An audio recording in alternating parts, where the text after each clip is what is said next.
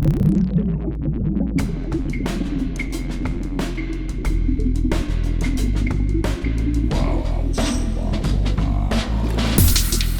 listening to ArTEEtude, a podcast with artists created and produced by Detlef Schlich, a visual artist and ritual designer, living and loving in West Cork, and best known for his essay about the cause and effect of shamanism, art and digital culture.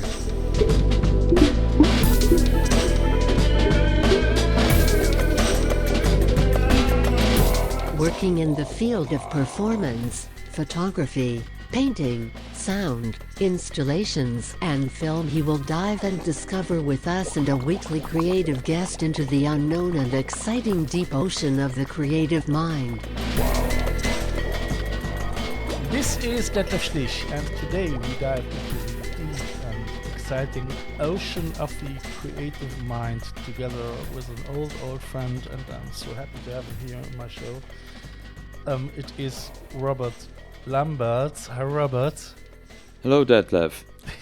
It's so great. It was really difficult because today we have a very special show. It's my actually normally my 100th anniversary, but now we are already in room 101 because Robert was very busy and I had to shift that a little bit. But it is my podcast and I can cry where I want to. So that is.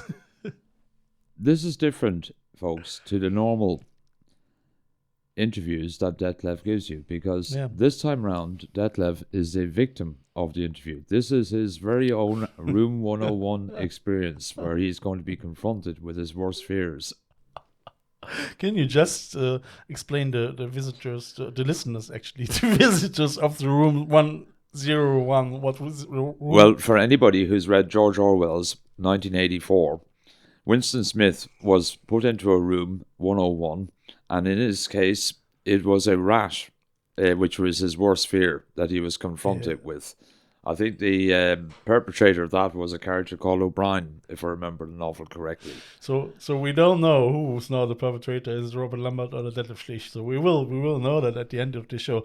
And dear listeners, what's great as well is so you have now, I mean, Robert's voice is actually perfect, isn't it? So please put your comments into underneath everywhere you can post. On that note as well, I would really thank all the listeners, and I have to go back here for a second to look into that. I thank first of all the listeners of Ireland, then for sure United States, especially Monty Warren, Terry Anderson, Ivan Bradley. We had so many already in America. So I'm actually happy because I was flying the last month like a digital shaman over America, and I had so many interviews and talks and conversations in America that I have now a live talk with Robert here, because you see it. I mean, if you watch this show, you can watch it next week on YouTube. You see the setup. I really put a lot of effort into it. The fire is on, and the candles, and a little bit of my merchandising. I can later back to that as well. A little bit is here too. So yeah, hey, all the people in the United States as well. Thank you for all the listeners in Germany.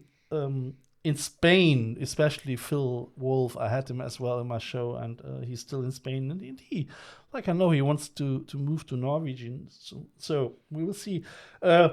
Argentina, especially Pastora, she is so nice and gives me a comment on Instagram. How she explored the show and what she especially likes. So give a comment from Robert, about Robert.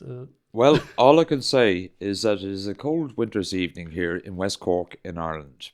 The fire is going behind us. We are counting down the weeks into Christmas. We hope it isn't too cold wherever you are. So I'm going to suggest that we're going to lead off now, and I'm going to basically question Detlef about various parts of his life, what he does, and what he's about. Yeah, go on. Yeah, so I suppose the obvious question to ask, tell the listeners about your early life in Germany. And I've always wondered this one, and you've never answered it for me, so maybe you'll answer it for the listeners. Was it a normal life? Didn't I answer it to you? I don't know. I mean, I must say, so if we're gonna hang on here, we hang around and have around the bonfire and do some shamanic sessions and drummings and so on. So there's often no time to be too serious. So yes, my life. I was born in 62, I think, and my father was working for the WDR as a dolly driver. And my mother, she was governess. She was looking kindergarten teacher, kindergarten minder, child minder, and so what happened was in the 60s, my parents, as I came onto this planet, they moved into a house.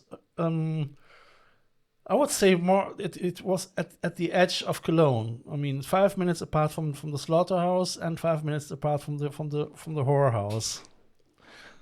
You make that very, very scary there. I'm sure it can't be as dramatic as that there. I've been to Cologne. Now, I've seen the cathedral, the train station, and the square where you drink that wonderful Kolsch beer. Tell us about the other bits of Cologne that you grew up in that I didn't see. Yeah. No. The thing was that this house was, the WDR bought it. I mean, that was Westdeutscher Rundfunk was the German broadcast paid by the taxpayers, and this house was actually occupied by the WDR. He got it cheap. That was the reason why we were so remote from the normal social life, so called. That means my surrounding there was very mixed from every sort of society. I mean, you had the professor next door to the pimp, So, and due to the fact that my father was working for the WDR as a dolly driver, which is the man who's gonna steering the cameraman, he came in contact with a lot of so-called whips in the 60s, and that made him very popular in Cologne as well. So he was always out of Cologne. He was in different carnival clubs, and he was hanging around for sure with pimps and too. Well, we'll steer us away from the subject of pimps and try and keep it focused towards art here, Yeah, but the thing was, what I tried to explain is that my growing up was so-called very, very mixed. I was hanging around all the time with older people. So in my first years, I was a lot at home. Actually, I didn't like it to go out. I was sitting at home, was drawing at my office table, and I not went out climbing to apple trees, and so I left that to the other Tarzuns, So I had actually quite somehow a normal life up to my upcoming 8 years, 10 years, and I went then from the first school then to the Hauptschule, we call it in Germany. No, to the gymnasium, so the high school. But I did it just for 2 years because, like a lot of other people, they like it more to hang around with the usually suspects, and I wasn't interested in school anymore as well, So the marks, they went down, and I was actually enjoying life, So what you were saying really, and what I'm taking from this, is that you're probably catching a bit of the media piece from your father. Yeah. And there's no doubt about that. Also, that you were not all that academically inclined as a young man, and that you were actually forming, let's say, an alternative set of interests to maybe the younger people who are just chasing fashion, music at the time, and whatever else it was that the teenage culture of the time basically implied that they do. Yeah, I mean, in the 60s, 70s, we didn't have such a heterogeneous culture, I mean, even I was 11 or 12. I was helping my father as an election helper because he was left wing, and he was every evening when the elections went on, he he gave all the posters and so on to the people, So I was quite influenced by the left wing Democrats and the critical thinkers as well, It was a great time. So I started already very, very early to think critical too, And how critical a thinker was your father? Was he one of those who just simply believed unquestioningly in the left, or was he a person who asked questions?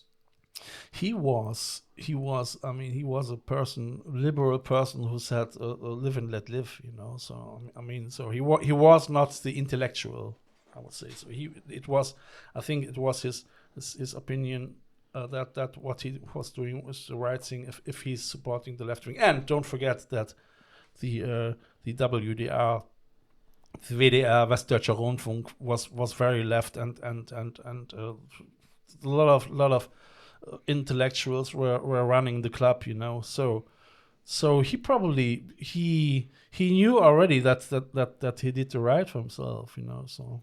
And what did you get from your mother, other than, say, dinners and clean clothes?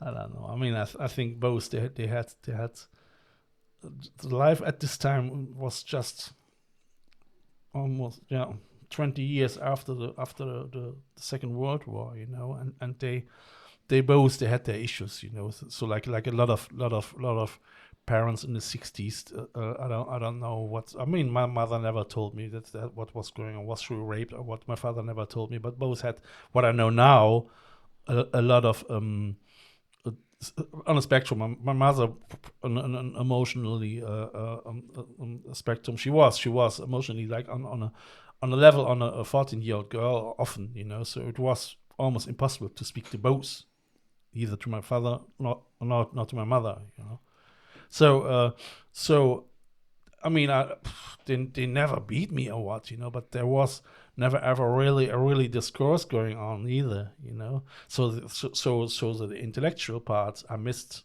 quite a lot.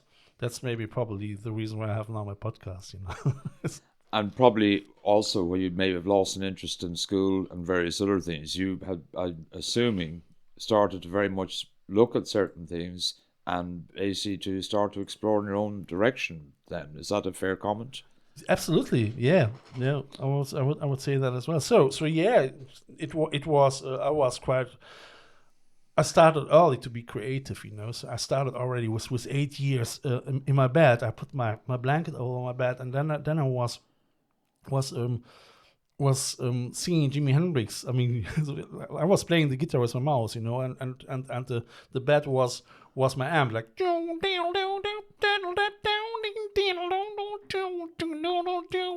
So now we see where that came from. it was so I started the peer-to-peer machine from my father was 8, and started already to record my voice backwards, But unfortunately, I mean, I started with 8 years already drawing my first animation with a Super 8 camera, which was going on. Unfortunately, it was overdeveloped, so I never could see my success, and my parents never ever encouraged me to do it again, So I always had to find ways to encourage myself, to do. For instance, another thing, and this is I had and this shows. I mean, ArTEEtude is about stories, real stories for real people, and it is not a superficial podcast, So I tell you this now, that shows actually the attitude of my father, because as I was in my 30s, I produced my first record.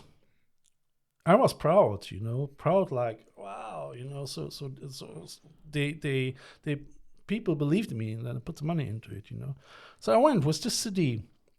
But I'm going to pull you back to your teens, where you're under the bedclothes doing Jimi Hendrix. Yeah. And then we'll take you through to your 30s.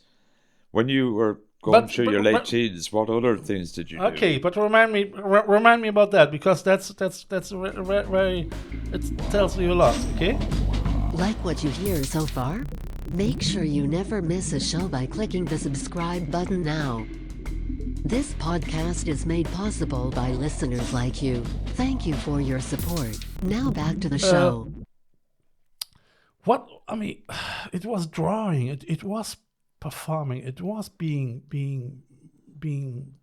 I started with 8 years to develop my first superhero alter ego, already with 8. I had my dart arrows, and my bath clothes, and I was jumping from my balcony into the garden and tried with my darts to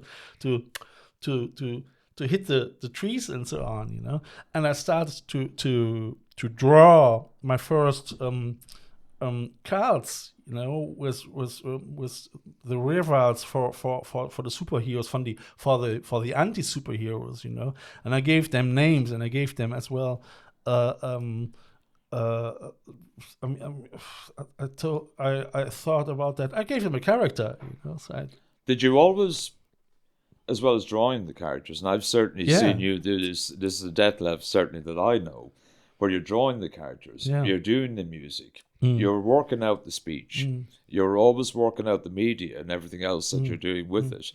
Did you develop these, particularly as you were growing up, that you were doing all of these things all alongside each other, mixing it up and mashing it up if necessary? Was that something that you were doing constantly from an early age? Yes.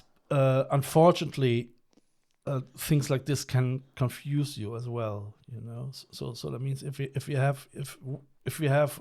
you look into artists like Kandinsky or so, they are already as well going and have something in their mind all the time, And at this time, I didn't knew that, So I was often confused because I was already so oversaturated with ideas and that. So I didn't have actually really a proper leading thing, and so I was messing around a lot, at this stage. I was doing all the time something, but I never took myself too serious, So I missed really this self-esteem to say with 16 already, okay, now you should look already for a university where you're studying art or so, So you left that part because I certainly know that you went towards a path towards web development. At what point did that happen? That happened already in my 30s as well, quite late. I mean, in the 80s there were, or actually I was in the 80s completely against computers. I was due to socio-political issues in the 80s, 90s. I said no way, so a computer will take the work away from ordinary people, But then I realized, because I read a lot magazines like Rolling Stone and so on, like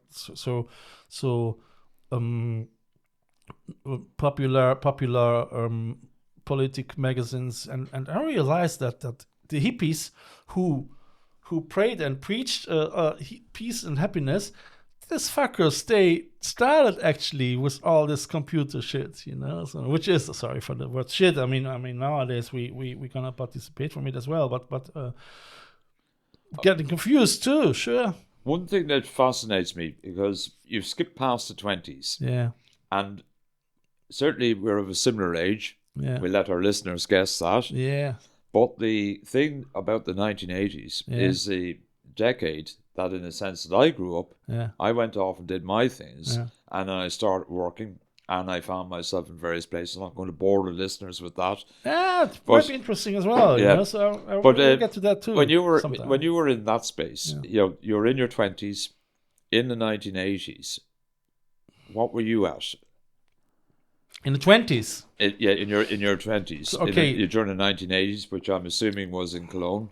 All right. So we're gonna go now from my teenager age up to the 20s.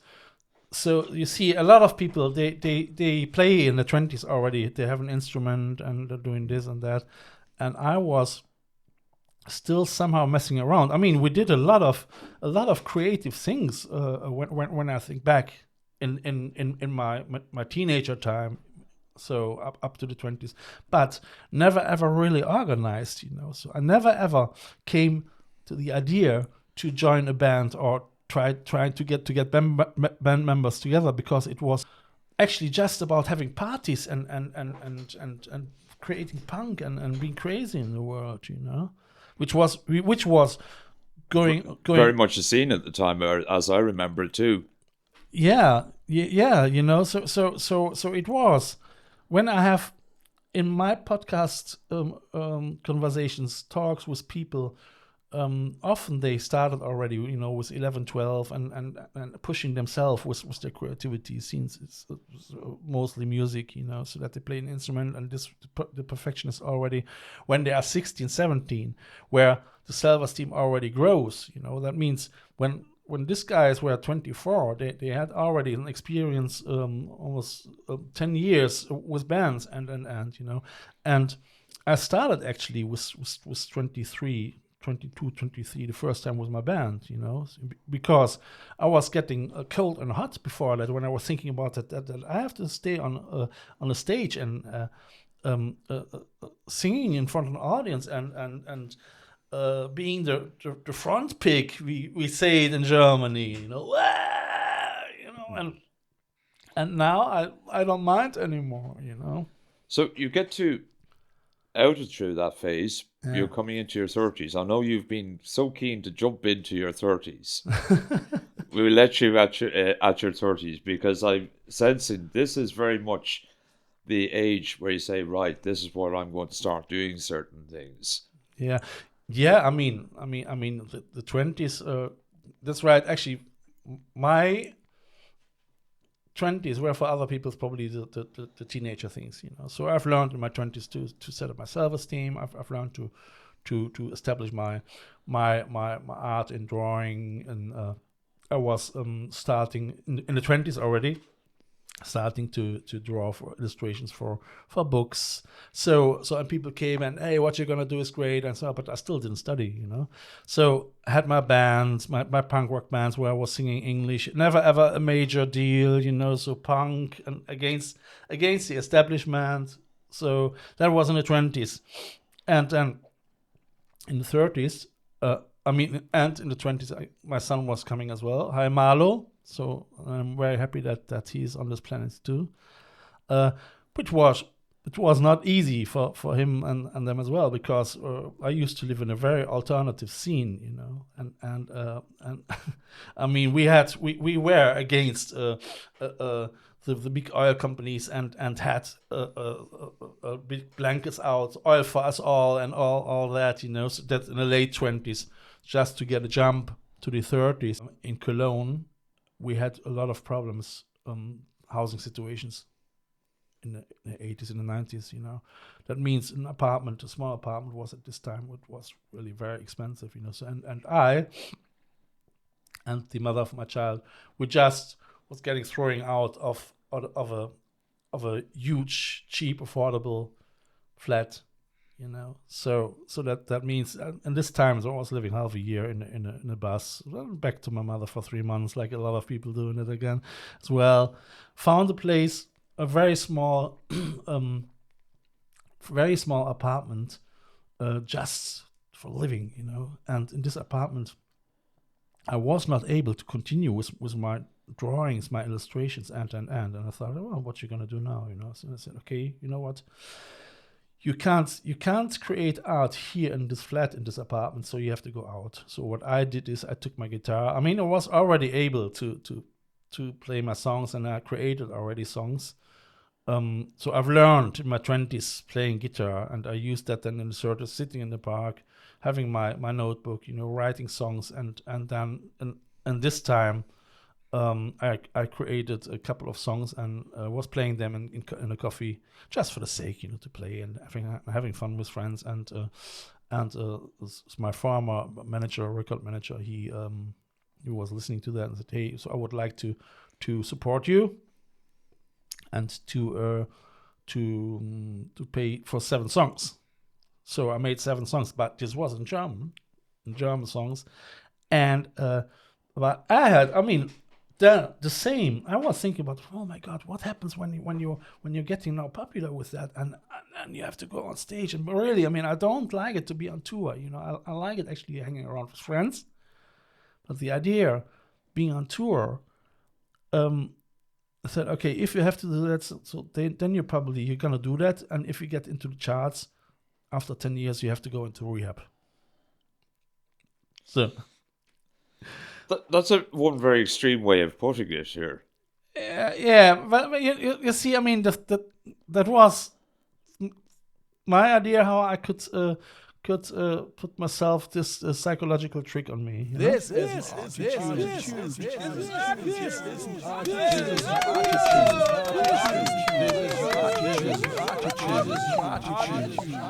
This never happened.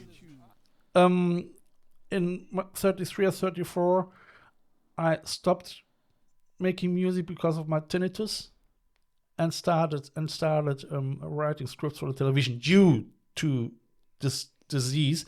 But now, just shortly to the story what I started before that about my father, you know, because I had this 7 songs, you know. I was very proud, and they were great, you know. And we were on tour in Cologne, and it was fun. It was cool. Dieter Kirschenbauer, hi Dieter, that was he's now producer for the WDR for Let's Dance, you know. So, I came with this CD to my father, to his house, you know, and say, hey, look, so I had a CD, you know, and I was putting it into the CD recorder. We were sitting in the kitchen, put on start.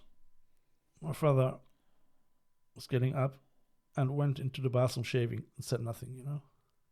And I thought, hey, what's that, you know? So when I was just 3 minutes there, I put my CD out and I went out, you know. So I mean, that was it somehow for me, you know. So that was it. But this was typically actually for my growing up. It was a liberal place, but nobody really could deal with my creative energy, you know. That was my 30s.